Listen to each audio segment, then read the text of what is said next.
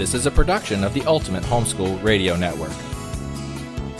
Welcome to the Vintage Homeschool Moms Show. Your host, Felice Gerwitz, is an author, a publisher, and your radio show host. She will encourage, educate, and inspire you with answers to your most pressing questions, from homeschool, marriage, parenting, and much more. Felice loves to equip moms to live a Christian life because every moment counts. Be sure to visit her website at mediaangels.com. And here's your host, Felice Gerwitz.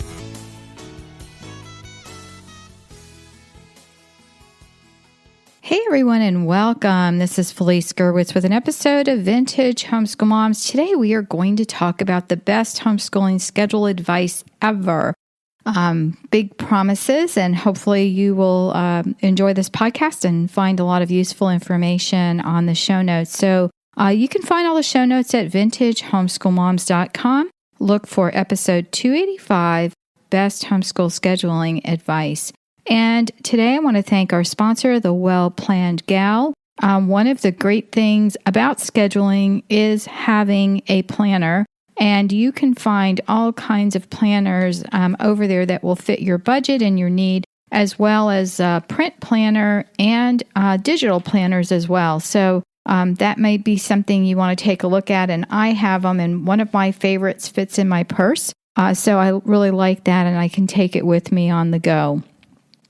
Well, the best homeschooling advice I ever received actually came from my daughter, and she said, "Mom, if you're going to duplicate the school system at home, why homeschool?" And with that in mind, I looked for a way to schedule my homeschool year, and I made time for those special events that make homeschooling stand out from the conventional school. So whether you are planning to homeschool in a specific method, which we'll go over in just a minute, or whether you have a big family trip or a field trip planned, or you want your children to do one-on-one mentoring with a talented person, you can do all this as a homeschooler, and we're going to go over just some of those things. One of the biggest things I like to do is ask questions, and I do have a printable for you that is available on this podcast that you can print out. And just make sure you check off these things and can fill in these answers to these questions. And the first is, before you can start planning, you need to have your information, right? You need to gather it and collect it and put some thought into it. And that's why people say, it'd be so great to have a homeschool retreat or just have, blocks of time where you can just think about it. Well, in real life, especially if you are like I am with a husband that worked pretty long hours, some days he'd be home at 3 o'clock if he left at 6 in the morning or 5:30, but then he was exhausted. And so I did a lot of my planning on the weekends when we had a little bit more time. And so when I was starting to homeschool, there were a lot of questions I had. And the first were along the lines of knowing what my state laws are and if you are compliant. Some states have very strict laws, others don't. And I have a link to hslda.org. And there is a link there for your homeschool state and what the laws are. And you also need to know, are you, if you're going to become part of a support group. In my early years of homeschooling, I was always involved in the support group, and this is a network of people locally who are also homeschooling. You can call your local church or even the school board, and they have a list of homeschool support groups, and you can go and meet them and see if any of them are a good fit. The third is, what are your goals and objectives for the year? I'm going to go over this a little bit more later on, but if you have like an overreaching or overarching goal and objective, that's important. And what methods of homeschooling do you lean toward? If you don't know, you can listen to the podcast I did that was a homeschool test for moms. And again, that link is also here in the show notes. And you can take that short little quiz and figure out what kind of homeschool method you lean toward. Some of us are what I would call eclectic, that we pick and choose from different ones. And some of us are definite Charlotte Mason or definite classical curriculum or definite unschooling. So whatever that is, keep that in mind when you're scheduling. How long do you plan to homeschool? And this means daily, not am I going to homeschool K through 12? You don't have to make these decisions right away. But if you're going to homeschool 4, 5, or 6 hours, again, it depends on, what the law is. And please know that as homeschoolers, we homeschool 24/7. So I was never a stickler of writing down every single hour that we schooled because we overdid the school, whether it was going to the library because that counts, or going on a field trip because that counts. Because if you're in school and you go to the library or on a field trip, all that time counts. The sixth point is, are you flexible? Is this something that you're going to create a schedule and this is what you're going to follow, or are you going to allow for some flexibility? And the seventh is, do you like checkoff lists for you or for the kids? Keep that in mind as you're planning and scheduling. And the eighth thing is, do you have an overarching or overreaching, maybe overreaching is the wrong word, but do you have a family motto? We did that years ago. My husband and I sat down, and the one that really hit us was a plaque that a friend had given us, as for me and my house, we will serve the Lord. And so that's our family motto. And it's something that is over, where we get water. We have a water cooler, and where the water cooler is, we're on well water, and our RO system can't keep up with us. So it's a plaque that's where everyone's going to see it many times a day when they refill their cup of water. So that's something, that you may want to consider, is having a family motto and maybe getting a plaque or creating one that is up on your wall so that everyone can see it. And you can, have that as, what your family as a unit is working toward. You might want to change that each year, but that is something that is important. And, these questions will set the groundwork on how you'd like to set up your homeschool year. And so as I was going through this, I have it broken down into the best homeschool advice, the best homeschool tools and supplies, and then the best homeschool scheduling advice. So it is all broken up here in different segments. So it's going to be fast and furious, and I probably won't go through every single one of these because this would probably be a 2-hour podcast, but I'm going to go through most of them if I can get through it before we, some of it before we take commercial break. All right, the best homeschool advice, and this is just general, is to keep your eyes focused on your family needs. When Sally Joe uses, so-and-so curriculum and just absolutely loves it, guess what? It may not work for your kids. I fell into this trap as an early homeschool mom, a young homeschool mom, and just did not work. The second is to look at your goals. What do you hope to accomplish this year? What subjects do you want to cover? If you know what that is, you can start backwards. You can build it from, this is what I want to cover. I've got some links later on in this show. I'm going to talk about scope and sequence, and that kind of tells you a little bit about what you need to learn for each grade. Remember, use it loosely. 1 year, and I'll talk about them. I'm getting ahead of myself here. But my kids wanted to study different things that weren't in their quote-unquote grade, and it didn't matter. We studied it anyway. So that, again, is important. The third thing is something that I think is probably the best thing I ever did with my kids, and that was to develop my child's creativity and imagination. And you've heard me podcast about this before, and if you haven't, go search for these podcasts. Encourage my kids to think. I think that is one of the most important things that we can do as homeschoolers, is give them time to think and to do things on their own. We want strong kids who can think for themselves and not be, easily swayed by what every other kid wants to do or wants to happen. So that's important. Number 5 is each kid is unique, and consider your child's needs.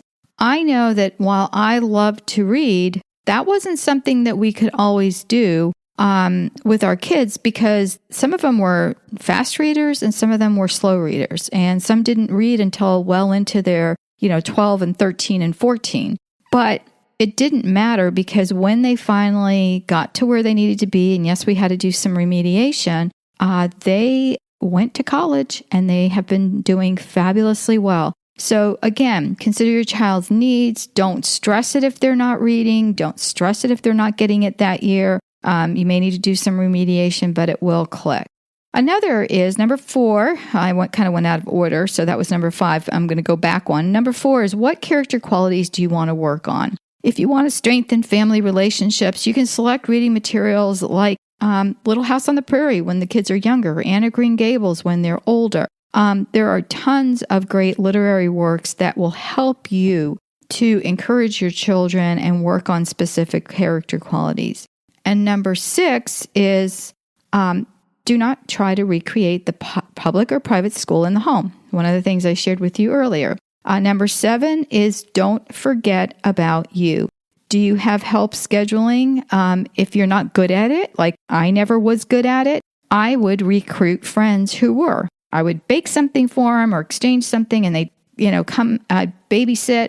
I would do art with the kids. That's something I like to do. I would exchange, and then we'd have this scheduling party where they would help me. I would know what books I wanted to use, but then they would help me schedule. And then as my daughter got older, my second oldest, she would come and schedule her siblings, and it was great because it was. I'll have some examples of this actually in the August printables. So if you are on our email list, you will be able to see these examples of some of our schedules for high school. And also their younger grades. Okay. Don't forget about you. Also in that you can't forget, and I used to always have a hard time with this. A lot of times we as moms put ourselves on the back burner because of course we can do it. We don't need any help. We're invincible. And then we crash and burn, and we have homeschool burnout. So remember to take a break every once in a while. Take a breather after lunch or before lunch or whatever that time is. Once my kids got to an age where they could make lunch, I would take a few minutes in our schoolroom, and either I would collect my thoughts for what we were going to do after lunch or just have a few-minute break while they made lunch, and then I would go downstairs and have lunch with them. So whatever that is, friends, just don't forget, if it's taking a bath at night instead of a quick shower, whatever that is, try to pamper yourself a little bit because, yes, you do deserve it. Number 8, never. I've got some nevers in here. Never, and that means never answer the phone while you're homeschooling. We are in the day of cell phones. Everyone has a cell phone, so set a special ringtone for important people and let others go to voicemail. I never answer a number that is not in my contact list. If it's someone who's trying to reach me, even through business, because I own this podcast network, it has to go to voicemail, and then I will respond that way. This goes for checking Facebook. For me, it also meant not checking emails until after 11. And that was so that I could get stuff done, because I always say that even now, I don't try not to check emails early in the day, because if I do, you get sucked into the vortex of emails. This goes for checking Facebook and social media in general. That goes without saying. Number 9, never, and that means never, unless it's absolutely necessary, go on an errand during school. No grocery shopping, doctor appointments until after school, or if you take a day off, one of those days. I used to think, okay, I'm going to go to the grocery store on Wednesdays. And I tell you what, I couldn't get that out of my head. So I would finally just say to the kids, okay, we're going to the grocery store. And this is back in the early days of homeschooling. I started homeschooling in 1986, 87. And people would always stop us and say, well, aren't your kids in school? And why aren't they in school? And what is homeschooling? Well, now all of that is less of a novelty, but it still will ruin your day. And when you get home, you're going to have lost a whole day. So if you go to the grocery store, again, try to keep it for the evenings when maybe someone else can watch the kids during the day, or do it on the weekends. And I know it's hard sometimes to take everyone and go, but you can have a much more productive homeschool if you really are aware of some of those things that will rob you of your time. We're going to take a quick commercial break, and when we come back, I'm going to share with you some tools and supplies that are must-have, as well as the best homeschool scheduling advice. We'll be right back. A planner is not a planner unless it is a well-planned planner. The well-planned gal, Rebecca Ferris, is a homeschool mom who has a gift, and she shares her talents with us in her planner series. A few of the amazing planners available are the Well-Planned Day, Student Planners, and even the High School 4-Year Planner. The newest planner is the Well-Planned Prayer Planner with an all-in-one planner and organizer. Organize your day with a focus on placing God first. Journaling 101 as well as scripture verses permeate this beautiful book. Take it everywhere and you will have all the information you need at your fingertips. Best of all, it becomes a keepsake and a wonderful guide for making prayer a priority. This journal is truly life-changing. Visit wellplannedgal.com for more information.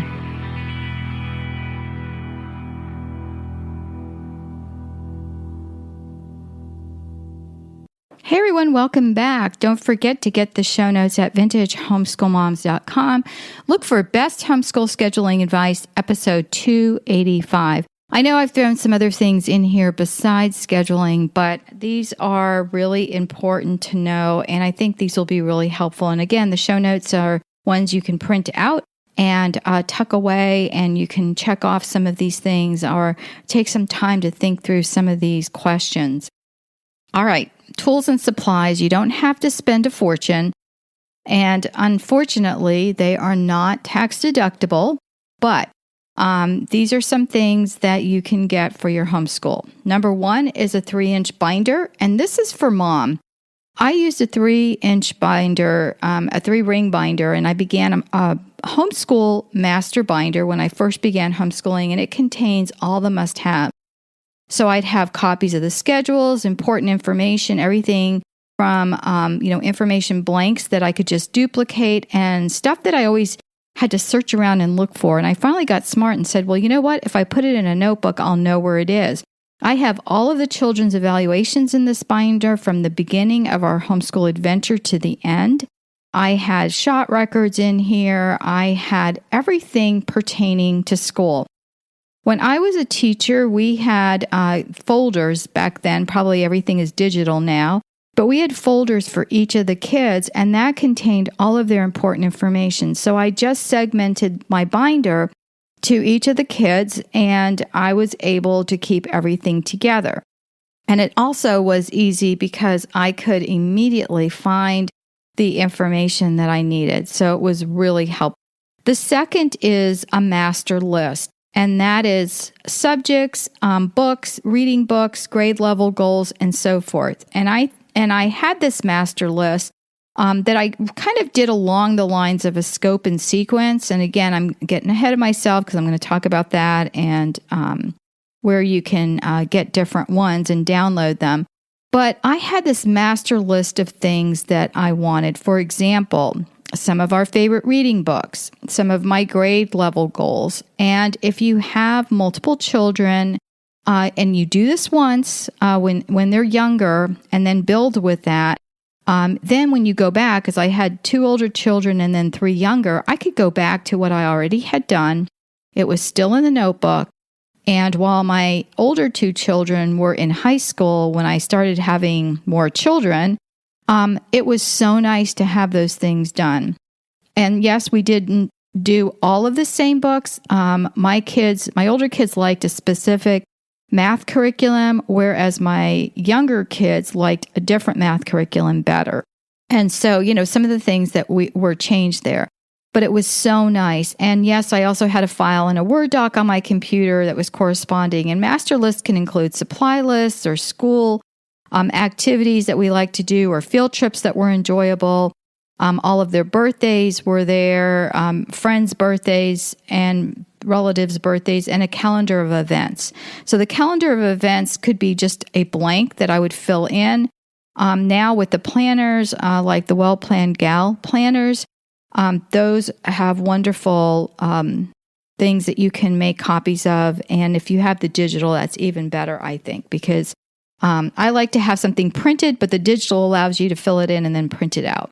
File cabinet. Throughout the years, I kept files on each of the kids' works. As they ended the year, we would empty their binders. They would have different folders for different things, and then the information was filed under the children's name. I did not keep each and every paper, but I did have a lot of, their best papers. And then I would put their name and their grade, and the binder was ready, their spiral binder that they kept their work in for evaluations was ready for next year. So we opted to do evaluations. We did do standardized testing, but not really until they got into high school age. And that's just my philosophy. A lot of people see it differently and want to do standardized tests throughout their school. And I don't, because I want to focus on some of the areas that will really build upon previous learning. And then when they get into high school, they do start prepping. Actually, before high school, you should start prepping for the SAT. And that's College Prep Genius, who is one of our podcasters. She has a great show that can help you with that. Okay, school supply and notebooks. Of course, look for sales. And these are our staples. We get lined spiral notebooks for less than 20 cents each during back-to-school sales, and I buy enough for all year. And we use a Sharpie or a nice label from the computer if you're good at that. And that actually is one of the printables that I will have in our August back-to-school printable on the Ultimate Homeschool Radio Network. And that will, you can print those out and cut them out and put them on your notebooks. Notebook paper is another important thing, and this is one of those things we always ran out of when the kids were younger. I had wide ruled notebook paper for the kids, and then college ruled for the older ones. Pencils, we prefer number 2 pencils. Some of the kids like the mechanical pencils, and I don't remember what brand it was. I'll have to ask them, and I can put it in the show notes. But there was one that they liked that you can only get at a office supply store. And yes, friends, this was pre-Amazon days. And of course, depending on your child's needs, there are crayons, markers, erasers. Get the ones that fit on the pencil as well as the bigger ones. Colored pencils, pens, and Sharpies are very important, and highlighters. And don't forget that 110-pound paper to make your own dividers. I absolutely love the heavyweight paper. I would buy those little sticky labels that you can write on and erase. You can get those at the office supply store on Amazon, I'm sure. And they stick on like with tape. And then you can put whatever subjects you want. So whenever you're keeping records, you can make your own tabs. Or if you want the kids to have one of those really fancy notebooks that they have for sale. And sometimes my kids liked them and sometimes they didn't because they were pretty bulky. So my kids like to keep individual files.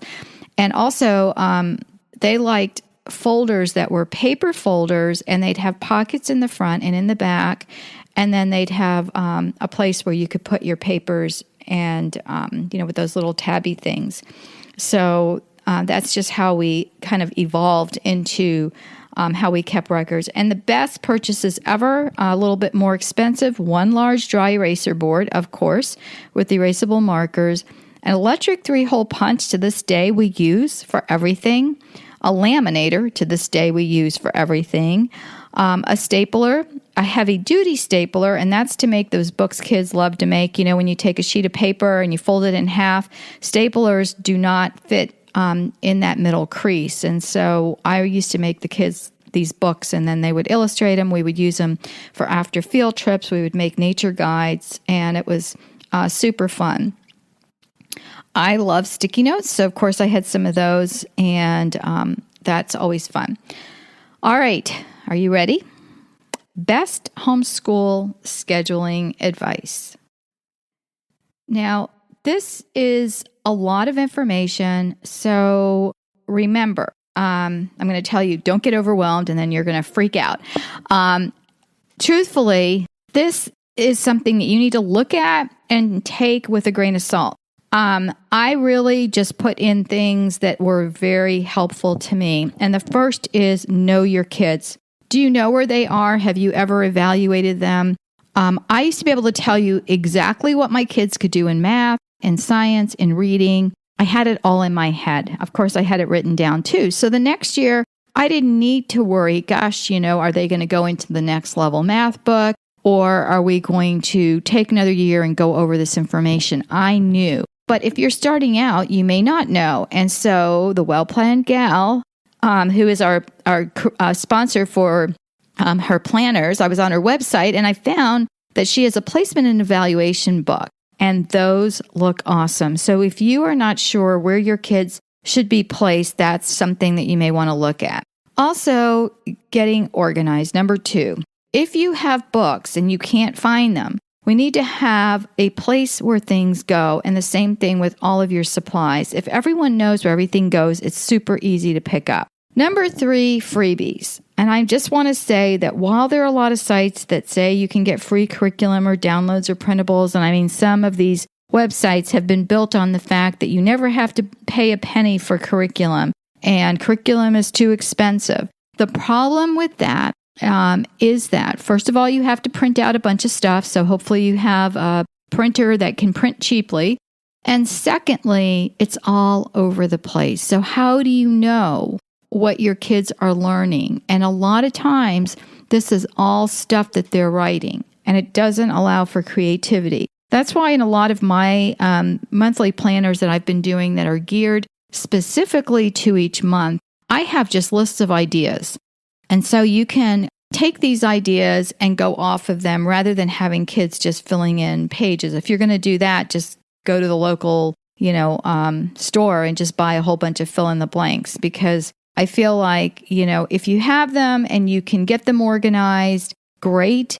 And, just keep that in mind. Number 4, I've been talking about this off and on, scope and sequence. So what is this? This states what your kids need to know each year. And as homeschoolers, we are flexible. Even if you're not flexible, yes, we're flexible. There are some links that I put in here from some of the places I found. I found a lot more, and I looked at them and didn't really think they were that great. But it just gives you an idea of what needs to be learned each year. And as I said earlier, my kids often wanted to learn things that were not for their specific year, but we just did a simpler version of it. So, look at that. And also, number 5, be flexible. Make sure that your schedule has a little bit of wiggle room. Even if you schedule things during the day, one of the best pieces of advice I got was from my husband, because it was taking us all day to finish, or you've had the kid or you hear about the kid who takes all day just to do math. And we're not going to get into how to make your kids do their schoolwork, because that will be a podcast for another day. But it's amazing how they will get their schoolwork done if they have a checklist. And my husband asked me to make one for the kids, but he also sat there with me and he helped me figure out approximately how much time it should take them. So it didn't say math from, 8:30 to 9:15. I mean, none of that was specified, but it would say math 45 minutes or reading 30 minutes or science an hour and a half or whatever that was. So the kids knew this is how much time I have.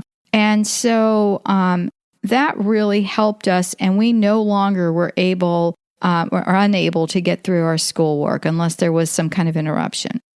Input. Get input from your older kids. One year, one of my kids wanted to study oceanography, and the other one wanted to study space in the same year. So I always said one had their head in the clouds and one was underwater. So we did a wonderful study on both of those things that year. And to this day, the kids still remember that and loved it. Routine or schedule, which is it? Look at what works for you. And that was when I was saying, like having a schedule that maybe just has the times that it would take. Or if you have a specific routine, you get up every day, kids make their beds, they come out, they have breakfast while you read them a Bible reading or some kind of little study that you do as a family. You could have that kind of scheduled and routine. And before they even go and change and brush their teeth for the day, or they might get dressed, or you may have, the kids you're okay with them in PJs all day, whatever that is. Guess what? You've gotten a lot done before they even leave the table. If you do journaling, which I love to do with my kids, they could have their journals out. And after you read their scripture, information, or like if we read a little story that had a scripture attached to it and more to think about, the older ones could write in their journal, and the little ones you could take into the other room and they could tell you more about it. So whatever that is, and as much as you possibly can do, which is I think is number 15 on my list here, with your kids, you can do together. Rotate your schedule. Doing the same thing all the time can be boring and cause kids to zone out. I remember that we would do like half the year, we would do more history-focused unit studies, and the other half we would do more science unit-focused studies. And guess what? When kids go to college, they have one semester or even a quarter, if the kids are on quarters, to complete an entire book. And yes, it's college level, and we're talking about maybe elementary or middle school or high school, but it can be done. Do you have to do every single page in the book? No, but you have to understand those concepts, and you can understand the concepts a lot of times without reading every single word. So one of the things you can do is schedule it, to have a theme, or you can break it up. Maybe you do math every day, but you can do writing 3 times a day, or you can do spelling with just the words that kids misspell normally in their writing. I have to tell you, I never did a formal okay, let me preface this. I tried, because I was a teacher, to have my kids do workbooks and textbooks when I first started homeschooling. It was a major fail. That's why I always say, don't try to recreate the home or the school in the home. And it was funny that my daughter told me that, because I'd slipped into that with the younger ones. So what I was focusing on was getting the books for everything, right? So they tried doing and they didn't learn spelling that year. So then I finally said, you know what?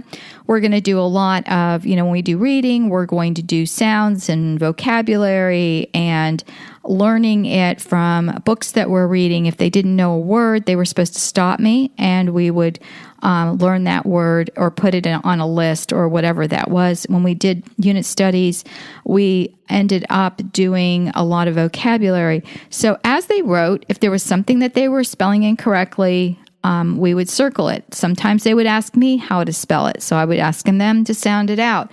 If they don't know phonetics, they're not going to be able to sound things out. So start there with a really good phonetics program, and then I never did spelling after that, and my kids spell fairly well. All right, number 9, 180 days, get a calendar, and I love, you can find these online, but look for a 1 year's calendar and then circle all the days you're going to do school. So there are 2 calendars that actually will be included in the August planner for this year, but obviously if it's past this year, you do it yourself.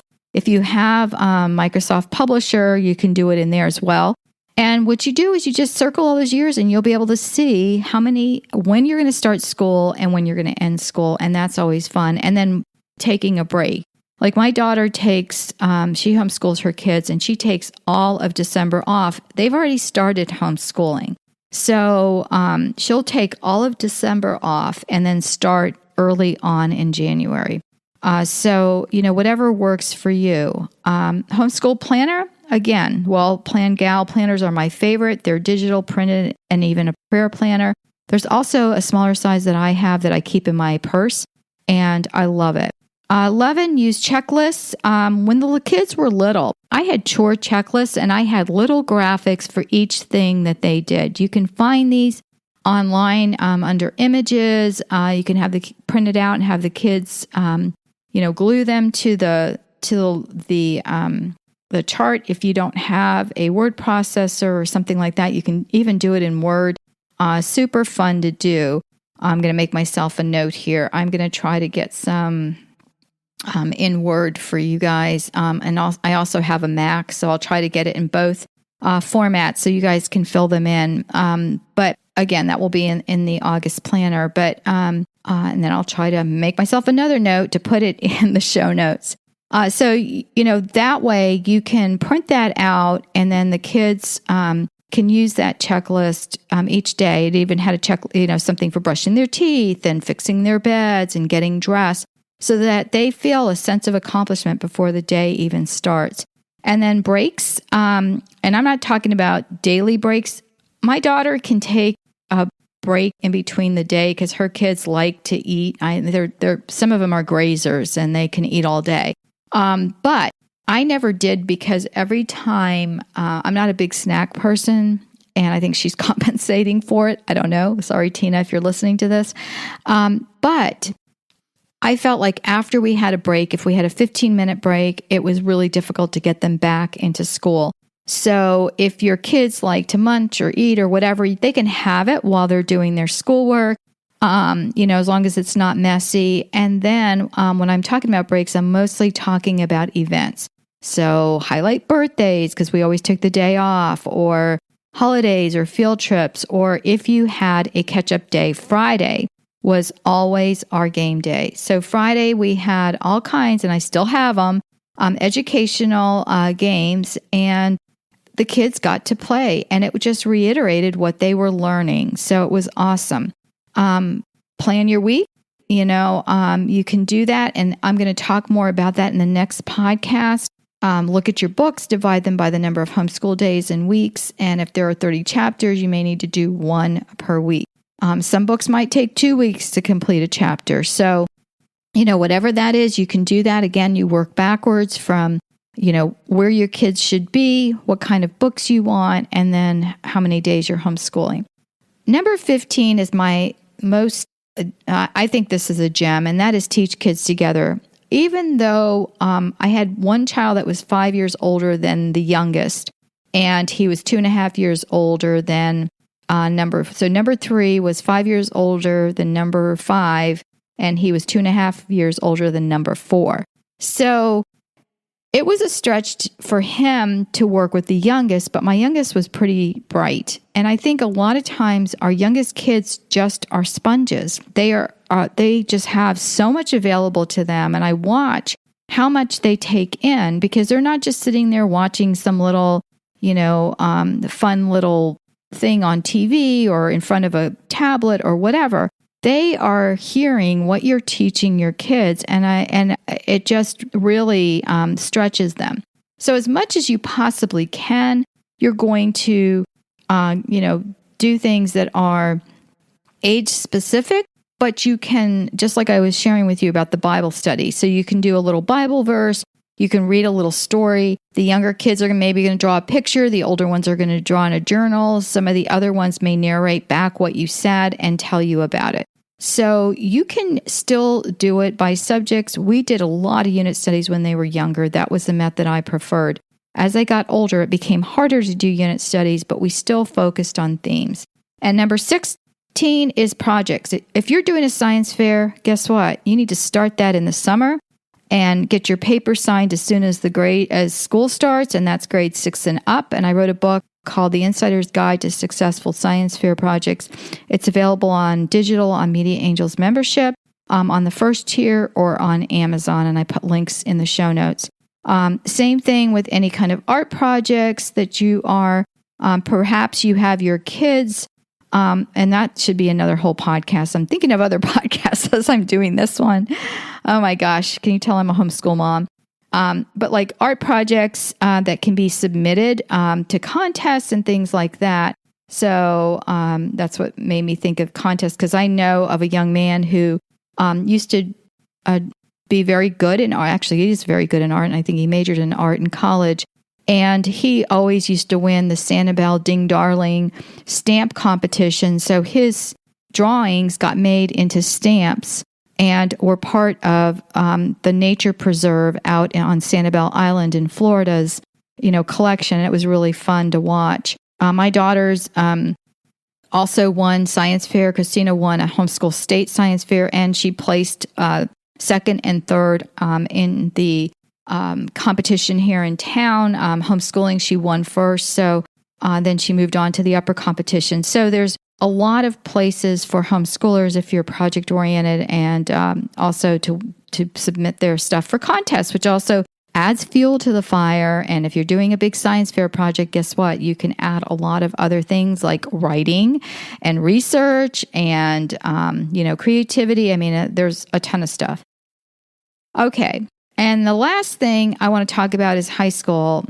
if your child is high school age, you really should do a 4-year schedule. And again, this will be in the planner, and I will make a note to add it to the show notes. And for those of you who are so great, and you can email me at felice@mediaangels.com or message me here on this post on Vintage Homeschool Moms episode 285. And just let me know if I forgot something. So planning a 4-year schedule is important. We did this with my oldest two, and then I had that to use with my younger ones. The scale is different for high school diploma versus high school diploma with college in mind versus any kind of accelerated program that you may consider. Also, if your kids are planning to attend college, listen to College Prep Genius for ways to ace the ACT and SAT, as well as to get scholarships. And I just found this out this summer. If your kids play sports, know the rules. So if your kids are approaching high school and have an eye to playing sports in college, read up on the ncaa.org. Now, I'm going to share a little bit of advice with you. I was told about this 3 years ago, and not that I didn't think my kids were talented. Anne and Michael both have received college scholarships to play sports, and they've both qualified for academic scholarships. So I'm super proud of both of them. However, the ncaa.org was overwhelming when I looked at it years ago, and I just pretty much ignored it. Well, my son is playing D1 baseball, and we had to go back and recreate every subject that was homeschooled on a 2-page form. Yes, that was fun. Listing our goals and objectives when I can't even remember what I ate yesterday for dinner. So, friends, if you are, if you have a kid who is possibly eligible, you may want to start keeping those forms, because it would have been a heck of a lot easier if I had done that. He took some dual enrolled classes in college, and for his college level classes, I didn't have to. Some of the courses are not, accepted for NCAA, and so like Old Testament Bible and some of those courses. So I didn't have to do it for those, but very, very good information to have early on, so that you're not doing what I had to do and go back and recreate, which was very fun. But anyway, learn from my mistakes, and I hope that this episode has been informative for you. Again, show notes are on vintagehomeschoolmoms.com, episode 285. Do me a favor, subscribe to this podcast, add a comment on iTunes. That really, really helps, as well as share this episode with a friend. If you want to say thank you for free podcasting, that is the best thing you can do, is share the episode. All you have to do is grab the link. There's tons of social media links. You can even email it and just send it to 5 of your friends. I will be very, very thankful if you would do that. So thanks so much. I appreciate all of you. And while I'm going to say, don't stress out as you're planning, I know what I went through every single year I homeschooled. I just graduated my last this year. And so, and it still hasn't stopped, people. It's still going on with, stuff that we need for college. So even though he's been accepted and he has a scholarship, we still had more paperwork to do. So friends, take care. God bless. And I will talk to you soon. Bye-bye. Thanks for tuning in to the Vintage Homeschool Mom Show. Visit Felice at mediaangels.com and thevintagehomeschoolmoms.com. Vintage Homeschool Moms is a production of the Ultimate Homeschool Radio Network.